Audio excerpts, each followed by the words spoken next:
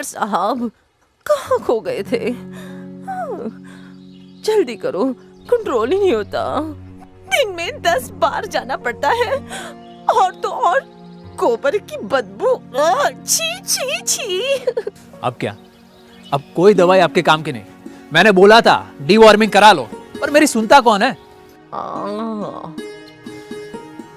ये लो, चमक छल्लो आ गई। अब वही आपकी अकल ठिकाने लगाएगी। अरे ये क्या, दुकान पे तो हल्ला मचा दिया है।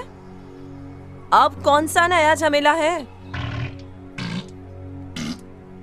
अच्छा, तो ये मामला है। आप लोग मेरे कहने पे वैक्सीनेशन पर तो गए थे, लेकिन डीवॉर्मिंग की बात अनदेखी कर दी थी ना? डीवॉर्मिंग? हाँ, ये कीड़े गांव में दीमक की तरह फैले हुए हैं, और इसी रोग के कारण आपको डायरिया आए दिन होता रहता है। और तो और आपकी दूध की मात्रा में भी कमी हो गई होगी, क्यों? है ना? एक पर्सनल सवाल पूछूं? संभोग करने की इच्छा में भी कमी हो गई है ना? अरे छोड़ो, उसकी तो याद ही मत दिलाओ। संभोग होता भी है तो प्रजनन का तो नामो निशान ही नहीं। पता नहीं क्या हो गया है मुझे। आप सभी के पेट में इस वक्त कीड़े पल रहे हैं, कीड़े। उनको कृमि भी कहा जाता है। महीनों तक वे आपके गोबर, घास, गांव की जमीन में छुप के पड़े रहे थे, और फिर मौका देखकर आपके अंदर घुस गए। यह आपको बिल्कुल अशक्त बना देता है। खाते आप हैं, लेकिन तंदुरुस्त वो बनते हैं आपका खाना खा खा के। भाइयों और बहनों, अगर इनसे छुटकारा चाहिए तो हमें इनको एक साथ खत्म करना होगा। क्या आप इनको खरीदने के लिए तैयार हैं? जी तैयार हैं। तो हमला करें। हल्ला बोल, हल्ला बोल। आप लोगों को लगता होगा कि पर्याप्त मात्रा में पोषक तत्व और वैक्सीनेशन कराने से दूध की मात्रा में चमत्कारिक वृद्धि होगी, लेकिन शायद आपको यह नहीं पता कि चमत्कार की तीसरी जड़ी बूटी है डीवॉर्मिंग। हाँ, और एक सफल डीवॉर्मिंग रणनीति महत्तम लाभ देगी। दूध दही की नदियां बहेंगी, खुशियों की बौछार होगी।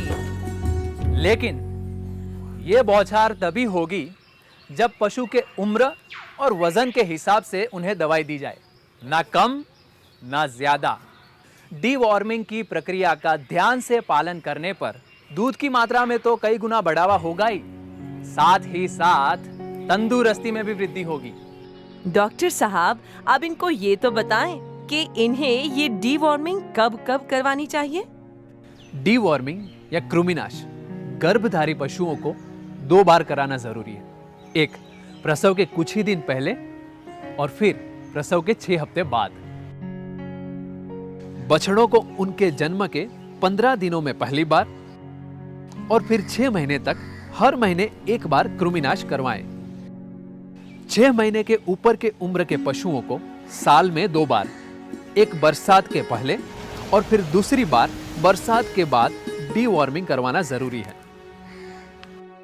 वैसे तो पूरे गांव के पशुधन का एक साथ में ही डीवॉर्मिंग कराए तो सबका भला होता है, क्योंकि कीड़े तो साफ हो ही जाते हैं, साथ में कीड़ों के अंडों की संख्या भी घट जाती है। लेकिन डीवॉर्मिंग कराने के बाद भी अगर कोई परेशानी है तो तुरंत ही आपके पशु के गोबर की जांच करवाएं, क्योंकि कृमि अलग अलग प्रकार के होते हैं जो शरीर के अलग अलग अंग जैसे जिगर, आंतों और फेफड़े में जाकर खून चूसते हैं। लेकिन घबराइए मत, इन सभी की दवाइयाँ अब मिल जाती हैं। मुझे पता था कि बछड़े में कीड़े होते और उनका डीवॉर्मिंग करना पड़ता है, लेकिन बड़े पशु में भी कीड़े होते और उसके दूध उत्पादन में कमी होती है। इसकी जानकारी मुझे 1 साल पहले हुई। इस 1 साल के अंदर मैंने मेरे सारे पशुओं का डीवॉर्मिंग करवाया, इसलिए सभी पशुओं की सेहत बहुत अच्छी है और दूध उत्पादन पहले से बढ़कर ज़्यादा हो गया है। मैं मेरा नफा बढ़ाने के लिए ये डिवॉर्मिंग समय समय पर करवाता रहूंगा। अब आई बात समझ में? करवाएंगे ना डिवॉर्मिंग सही समय पे?